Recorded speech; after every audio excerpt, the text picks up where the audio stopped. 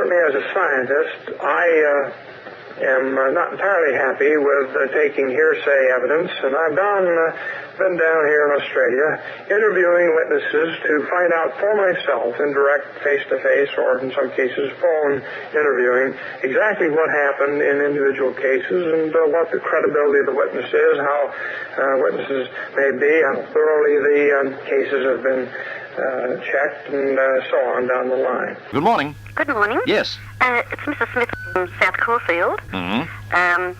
I'm ringing in reference, of course, to the flying saucers. Yes. I saw a cigar-shaped object, approximately 1949 this would be. Mm-hmm. And I think thousands of others saw it too, actually.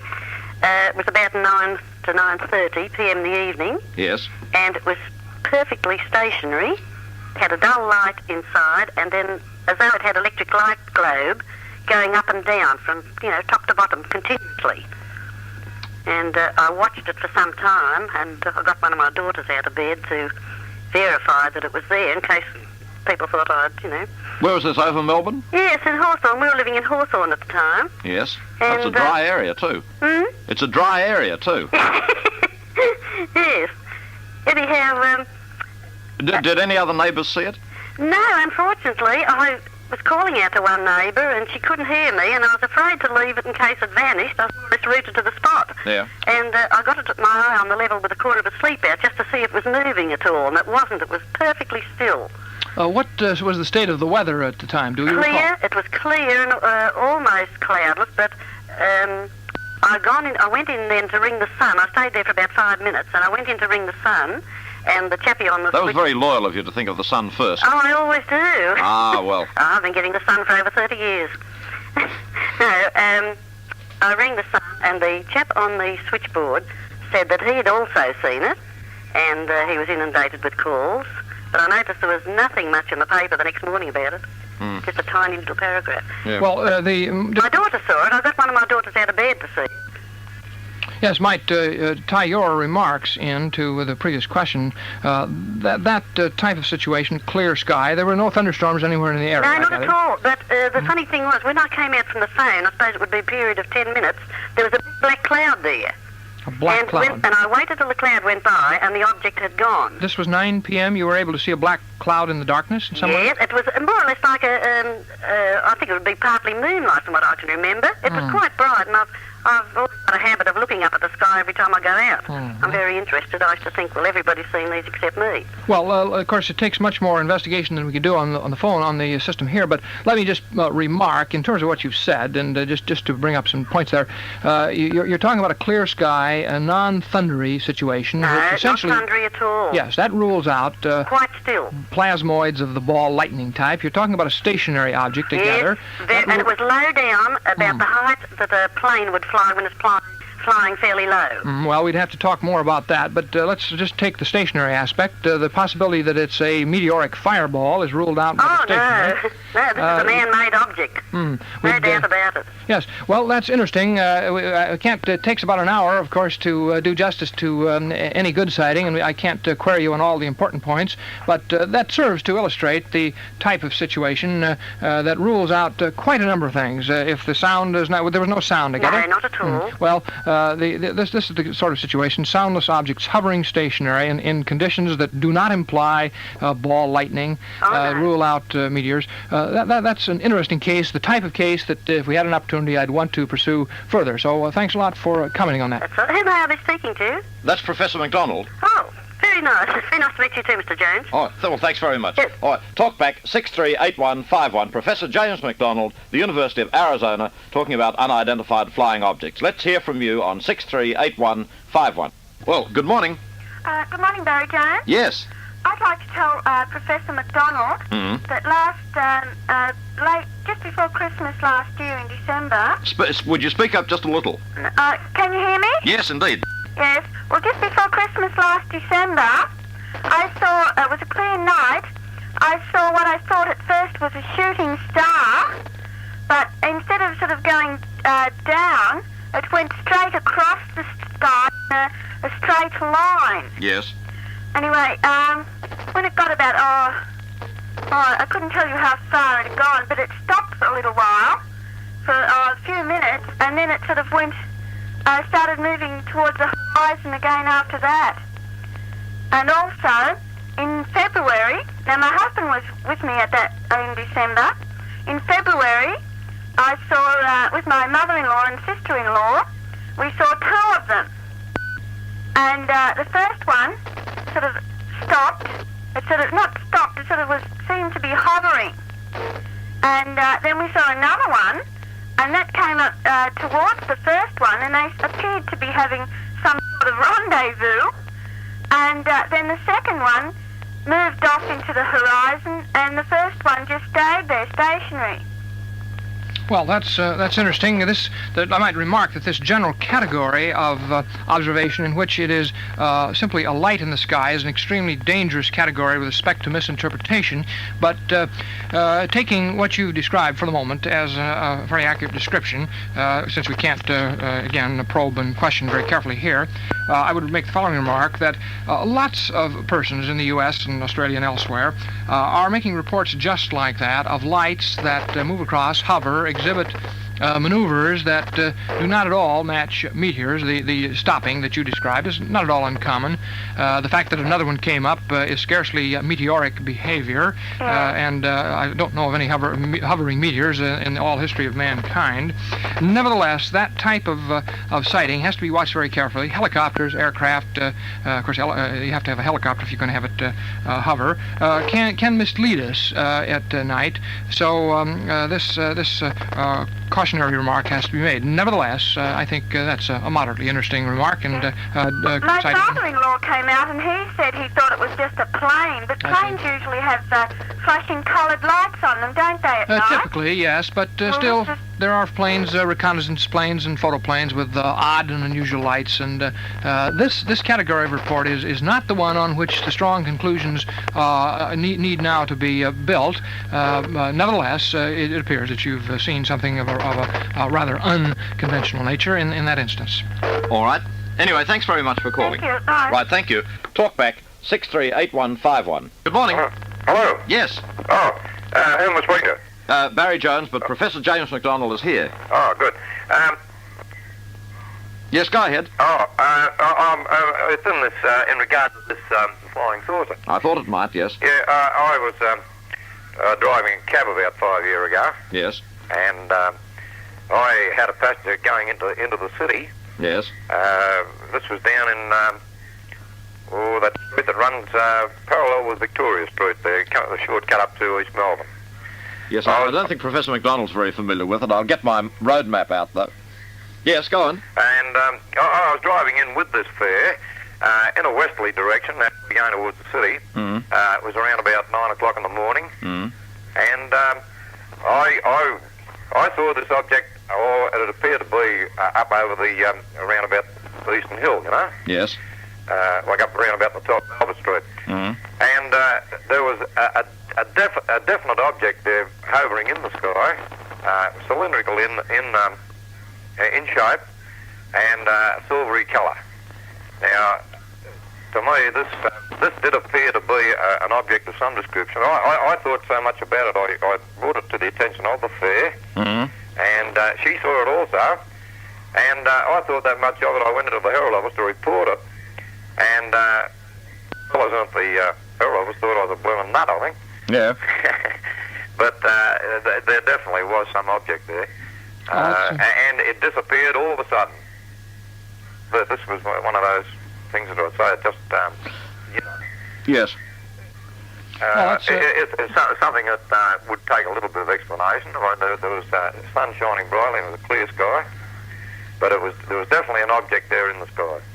You saw no wings of any sort on the object? No, it was a cylindrical object. I see. And when you say hovering, do you mean it was actually stationary, as nearly as you could tell? Stationary, yes. Mm-hmm. It was stationary, and then all of a sudden it just took off and just flashed off, and that was the end of it. You didn't see any more of it. I see. I think if you could give Peter Surrey your number before we switch you off, it would be a help. We might be able to check up later and talk to you further, or rather get to the Flying Saucers Association to follow it up. Because I suppose, if I may just butt in here for a minute before you answer, Professor McDonald, and you can handle both things at once, I think the thing that puzzles me about a story like this is not the fact that the gentleman in his fare saw something like this, but the fact that, X number of thousands of people didn't see it. You see, if it's around 9 o'clock in the morning, there'd be a lot of people either going to work or wishing they weren't going to work and gazing up at the sky to look away from the problems of the world. And apparently, only a handful of people, well, 2 people that we know of, but no more than 2 could see it. Now, well, no more than 2 reported it in any way. Well, it could have been possible. There could have been others seen it, but I just happened to be driving into town, and it was as clear as the nose on your face, actually, this object in the sky up over Eastern Hill. Well, yes, very clear. You indicate, just to get back to Barry's point, which is an important point, and it bears on your case, evidently. Again and again, in interviewing witnesses, whom you hear about these cases sometimes in a quite roundabout fashion, and then you ask the observer, were there any other witnesses? And a very common puzzlement arises then. The person says, well, no, that was one of the things that really bothered him. He would have thought that dozens of people must have seen it. And then you say, well, where did you report this? Did you report it to the Air Force?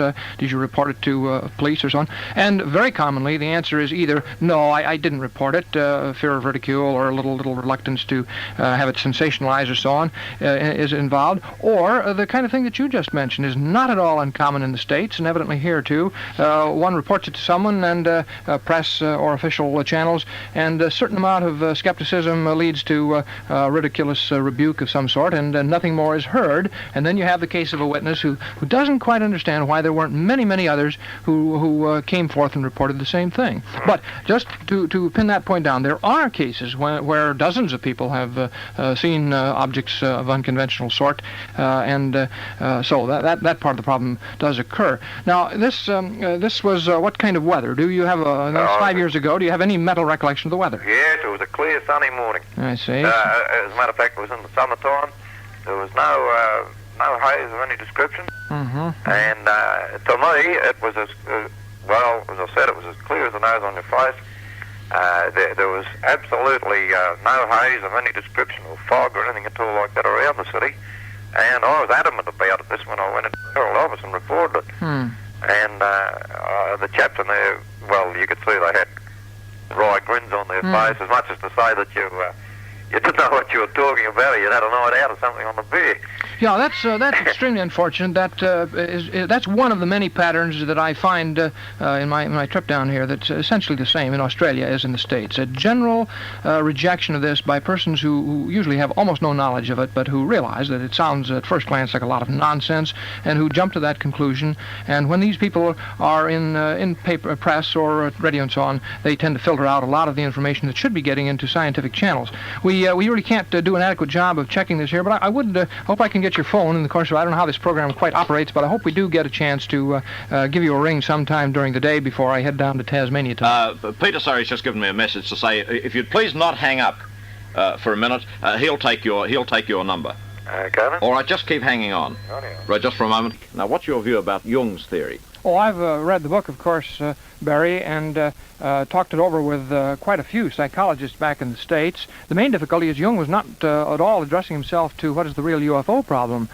He is talking about psychotic types who have some kind of psychic needs to believe, and one does see this sort of thing emerging in the cult and crackpot fringe, which is unfortunately very visible, particularly in America, centered around the UFO problem. People who feel that there's a salvation message being brought from Venus and all that sort of rot.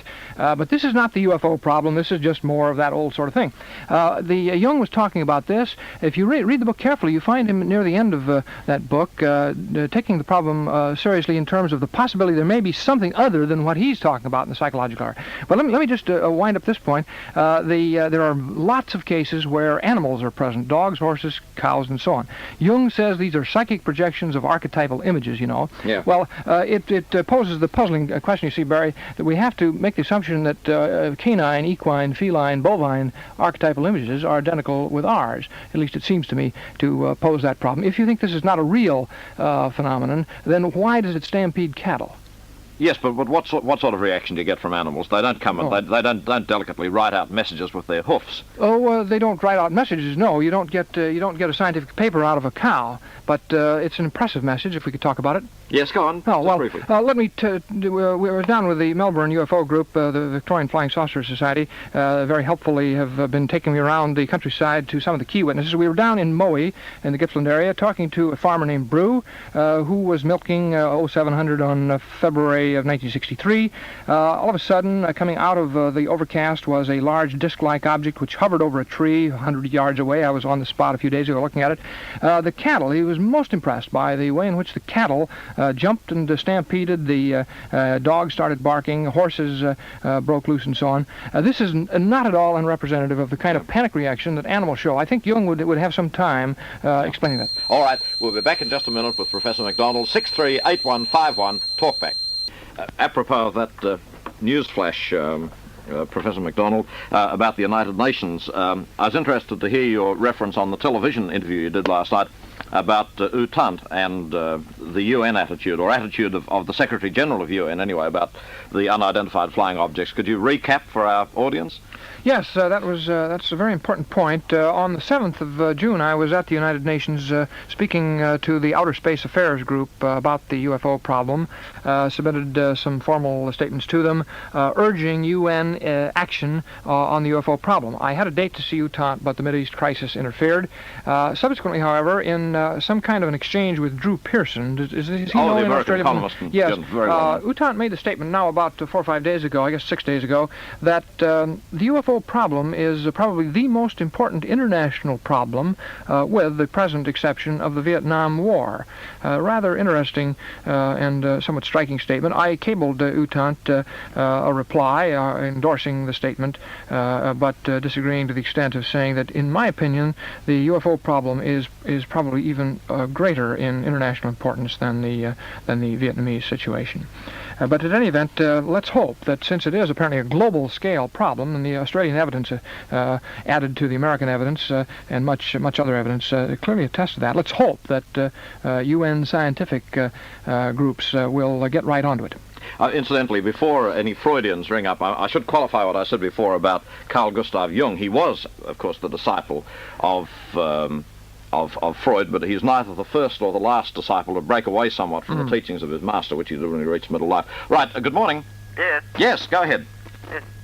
Good morning. I thought that Professor McDonald might like to hear about a sighting made in New Zealand about 10 years ago. Look, you might speak up a bit. There are some strange little green men on the telephone line, and power's coming out all the time. You'll have to speak up. Yes, I'm on a rather distant connection at Mount Waverley. Yes.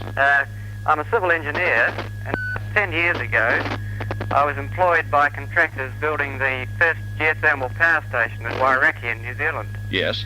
One day I was surveying to set out the pipelines. Yes. In the area of the thermal bores, and there's a lot of noise from these bores. However, I had a survey assistant at the time, a Maori, who was about 300 feet away, and I just finished setting up the theodolite ready to take a sighting, and we both quite independently saw this grey object, which for want of a better name I'll call a flying saucer, which arose out of the steam bores away over on the horizon, went vertically upwards.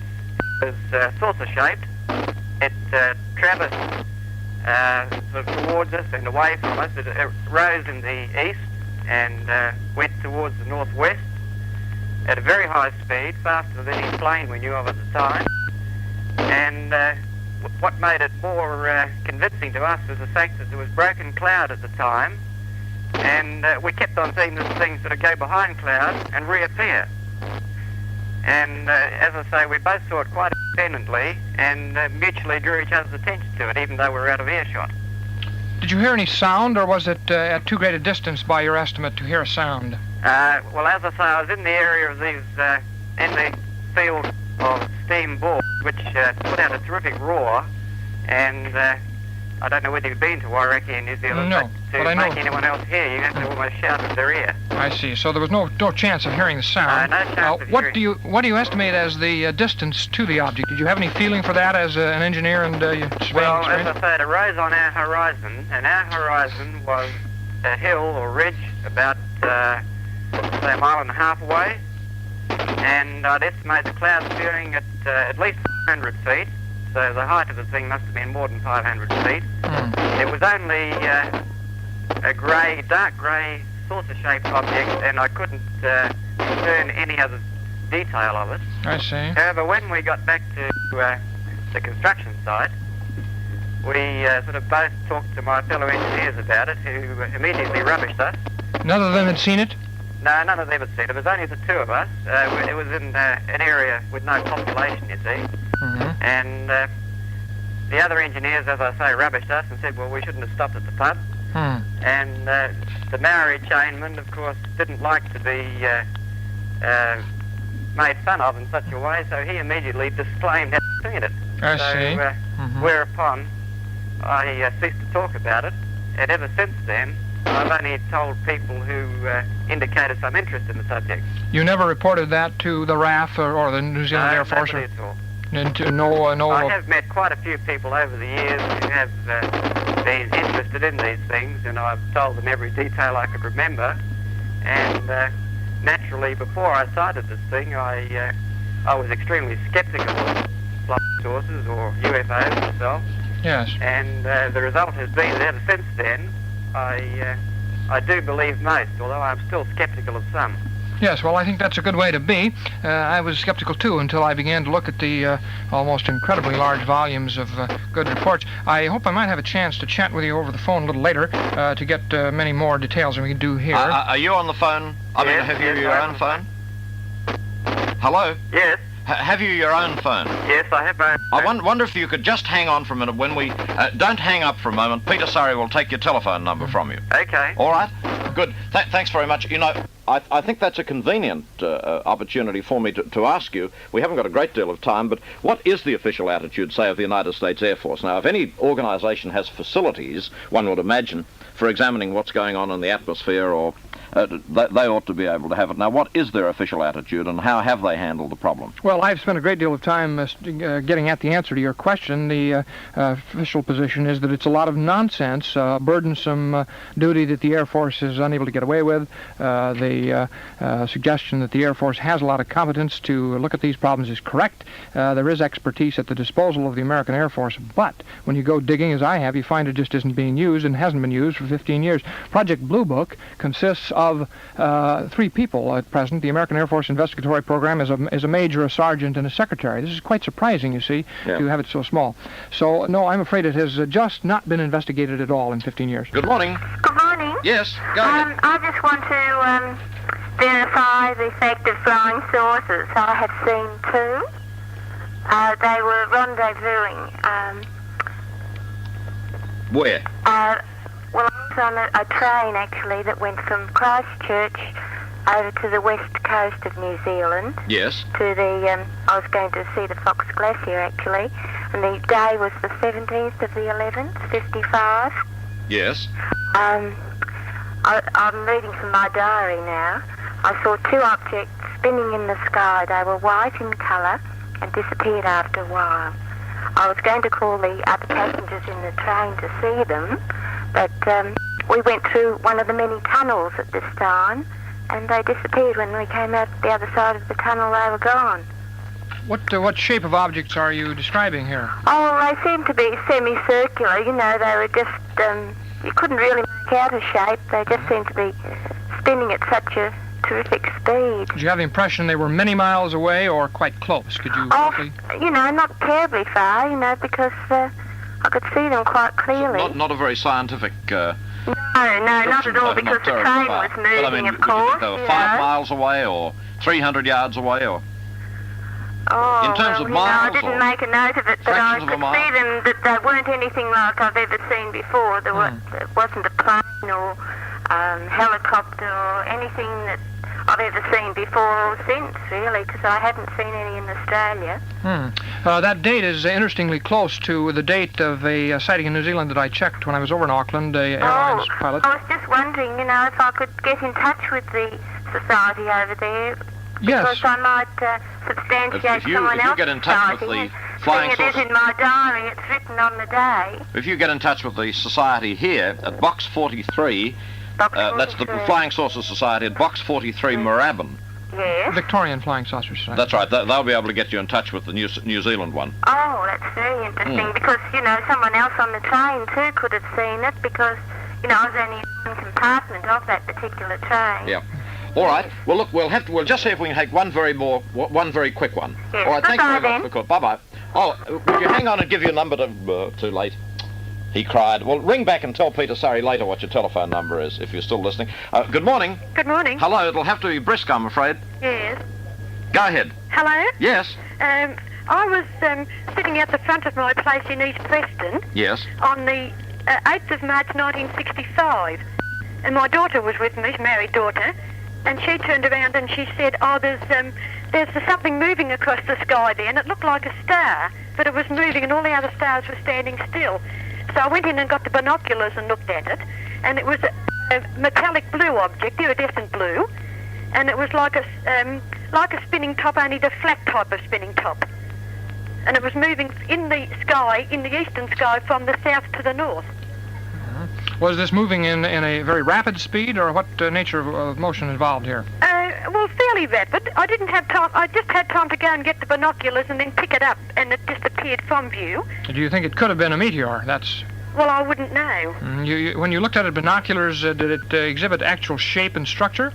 Yes, it was like made out of a metal, an iridescent blue colour. What time of day? Yes, what time of day was this? I guess I didn't... It was about 8 o'clock or 8:30 at night. Was it dark or twilight? It was a lovely starry night. It was a summer night. I see. So you...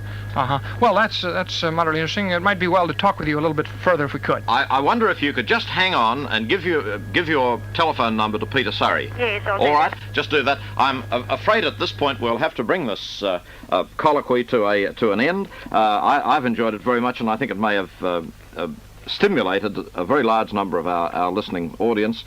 Professor McDonald, when do you return to the United States? I'm going back on the 10th after getting down to Tasmania, and then I go up to northern part of the country. Well, I don't know. Well, I doubt if we'll have time to get you back on the program again. But we'd very much like to. It was wonderful having you. Thanks very much for being on the program. Professor McDonald recorded his talk in Sydney on a recent visit to Australia, New Zealand, and Tasmania to investigate UFO sightings in this part of the world.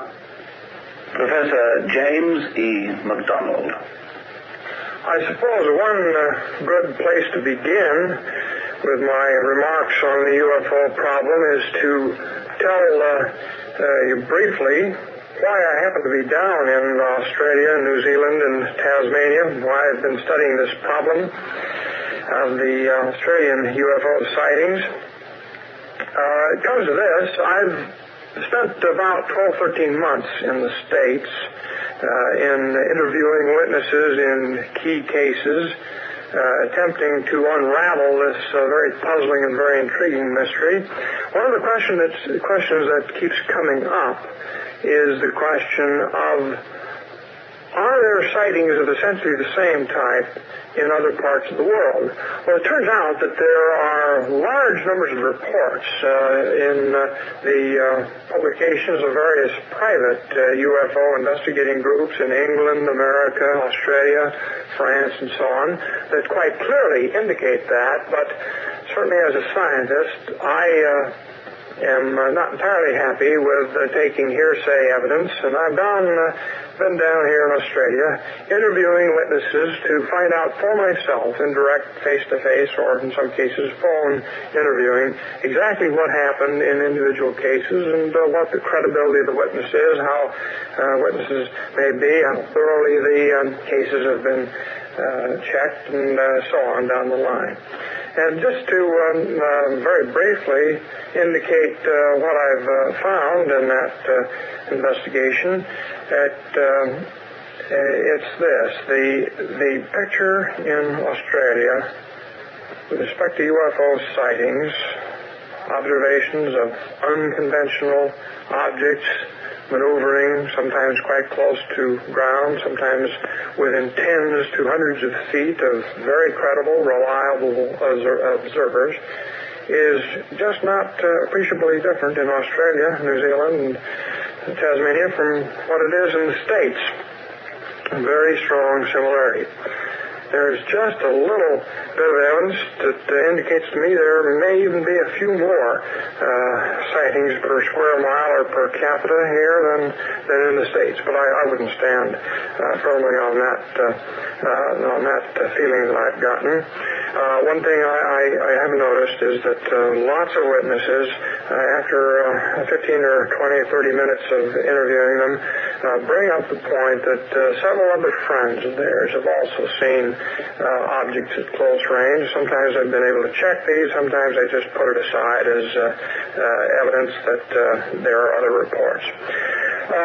The thing I'm doing is taping. I have about 10,000 feet of tape. I noticed when I wound this thing up, and have interviewed about 70 Australians or New Zealanders. I've been down to Hobart, Tasmania. Some extremely interesting cases in Tasmania. And the problem is to try to find out what has happened in these cases. There's a great deal of reluctance to report them. That's exactly the same in the States as it seems to be down here. People have been ridiculed and made fun of by official groups, by press and radio and television, and scientists, too. There's been a great deal of completely unbased, I emphasize that, scorning and scoffing about this problem, and that's driven the problem underground. Just the same kind of comments. You ask people, did you ever report it?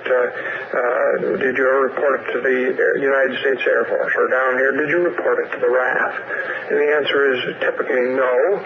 Did you report it to the press? Well, sometimes they did, and one woman that I interviewed not so long ago pointed out that she described her case in some detail. The reporter asked her why she didn't use more water in what she'd been drinking. She was quite incensed, and I would agree with that. Well, this whole attitude of ridicule has been engendered, and I'm afraid greatly encouraged by the American Air Force investigation, Project Blue Book, which has been in operation for about 14 years and which is presented, certainly within the States, and I've learned down here, regarded quite highly in other parts of the world, and that's completely unjustified. I've taken an extremely good look at the official Project Blue Book investigation, and to put it briefly, it's been done superficially and by persons of extremely low scientific competence. It has to be regarded as essentially zero. It is not a scientific investigation. For instance, when I got started looking into this problem intensively about a year ago and got in there, it came as a great surprise to me to find out that Project Blue Book, the American UFO investigation headquarters project, consists of a major, a sergeant, and a secretary. Imagine that. When you contrast that with the kind of press releases that are put out about the great expertise that's used, the thorough investigations, and the indication that there are only 2 or 3% of unknowns, and probably those would be explained, the Air Force insists, if they had a little more data.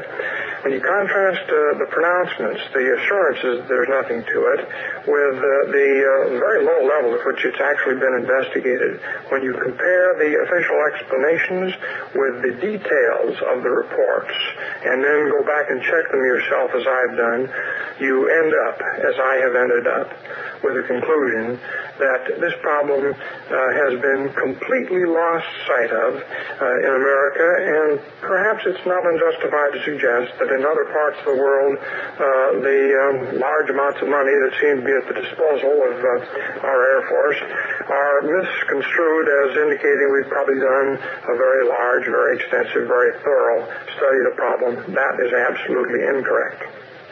Well, the type of sightings that are on record, thousands of cases in the U.S., involve cigar-shaped objects, discs, hovering, sometimes at very low altitude. There's a wide range of other phenomena. I won't take time to give you all the details. Many inexplicable, scientifically inexplicable, baffling phenomena, very high accelerations, sometimes high-speed objects moving without any obvious sonic booms, though I'd hasten to interject that sometimes there are unexplained sonic booms that could be UFOs. Many peculiar luminous phenomena, and some of them down in Australia will really baffle every scientist who ever takes a look at these. Same thing in the United States. But mainly cigar-shaped objects and disc-shaped objects maneuvering in our airspace and written off by official groups as non-existent, just as if it was a lot of nuts seeing things, a lot of people who can't be trusted. When you go out and talk to the people, you find that, yes, there are some incompetent people who have seen something and haven't quite identified it. There are certainly nuts. There's certainly in the United States, there's a very annoyingly visible cultist crackpot friend that's grown up around the problem, and that discolors it and puts a lot of scientists off. Very true. And there are completely sincere misidentifications of, planets and balls, ball lightning, fireballs, luminous phenomena of one type or another, even aircraft and so on. But experienced investigators, such as those that have been working in Sydney and Melbourne and Tasmania and in other parts of the world, these are private investigating groups, not the official groups. The official groups, it's very hard to know what to say about them. They come out with such outrageously absurd explanations that one is really hard put to know how to sort that out. But these sightings that are being investigated include a lot of quite unconventional phenomena that are not any product of our technology or Australia or Russian or English technology. They are not plasma phenomena. They are not sundogs and pelicans and all the rest of the things that one hears about. They are beyond the present pale of science, and they're being ignored by science, being ignored by official groups, and that has got to change very, very rapidly. The question arises, what are these UFOs, the ones that pass the test of not being put aside as fireballs and planets? So what could they be? And that, of course, is the ultimately important question. Not easy to offer an answer. One can only consider hypotheses, guesses, big ifs in front of all of them.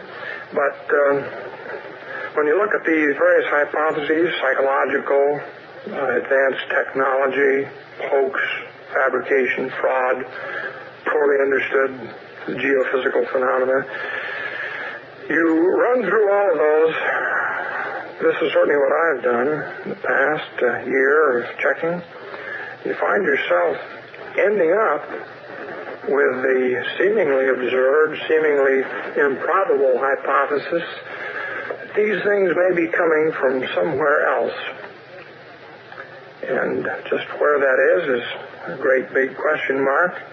All that we know about the astronomy, planetary meteorology of the solar system seems to argue against a planetary, that is, intra-solar system origin of the objects.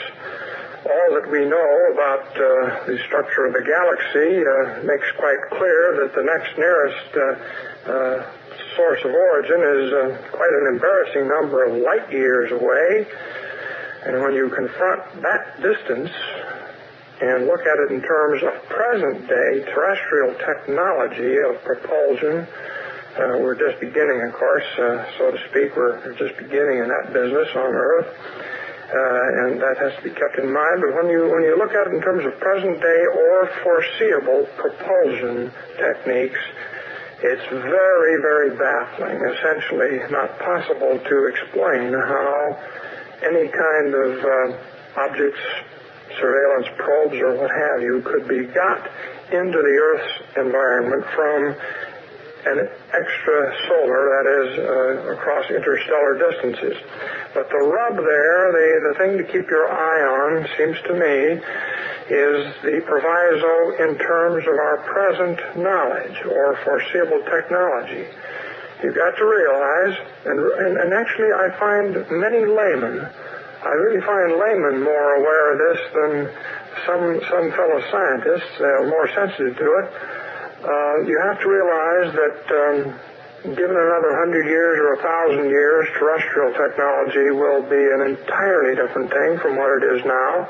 It's a safe extrapolation because you have only to look back 100 years and things like radio, television, lasers, nuclear fusion, fission, countless other technological devices and systems that we take for granted now were, of course, incredible 100-odd years ago. And 100 years is just nothing, just a twinkling of an eye in galactic, even geologic time standards. So it is entirely conceivable, in fact, it's almost probable, that elsewhere in the galaxy are advanced civilizations. In fact, this becomes fairly respectable to say this nowadays. It's generally granted by astronomers that far from here, in the reaches of the galaxy, there must be other societies that are essentially sentient beings whose technologies swept far beyond ours. But what nobody grants and what everybody stalls on and blocks their further thoughts on with respect to UFOs is nobody thinks they can get here. Well, I don't have any answers to that. I certainly want to emphasize that. I haven't the slightest idea how anything could get here from say, Tau Cetai or Epsilon or Riddenai or anything 10 or 15 light years away. But I'm afraid, in looking at the situation, looking at Australian, American, and other sightings, examining the credibility of the observers, looking at the content of these observations, I'm afraid that it boils down to craft of some kind, machine-like objects that have been around for 20 years, ignored by all of us scientists, swept aside and ridiculed, and nobody has any good knowledge of this problem. All these years have been wasted scientifically. We've got to get at this right away, got to get on it on a global scale, and with the best scientific talent, not just in the United States or not just in Australia, but the world's best scientific talent has to get on that.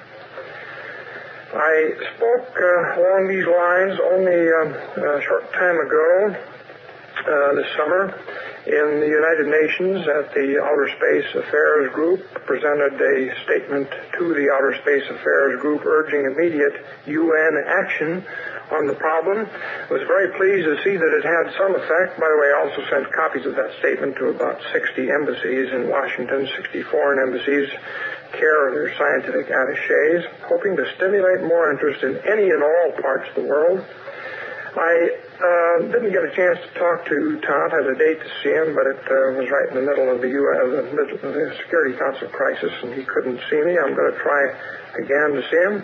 But only a very short time ago, a very interesting statement was made by Todd to Drew Pearson that the problem of the UFOs, now this is the Secretary General of the United Nations speaking, saying that the problem of the UFOs is the greatest international problem, second only to the present one of the Vietnam War. I think that's very interesting. I cabled him from Australia when I heard that by long-distance phone call from San Francisco. I cabled Secretary General Hutant and strongly endorsed his statement, except I expressed disagreement. In my opinion, the UFO problem is the greatest scientific problem, the greatest international problem that stands before us.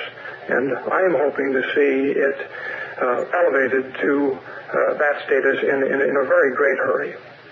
We've been listening to the American physicist Professor James E. McDonald of the University of Arizona.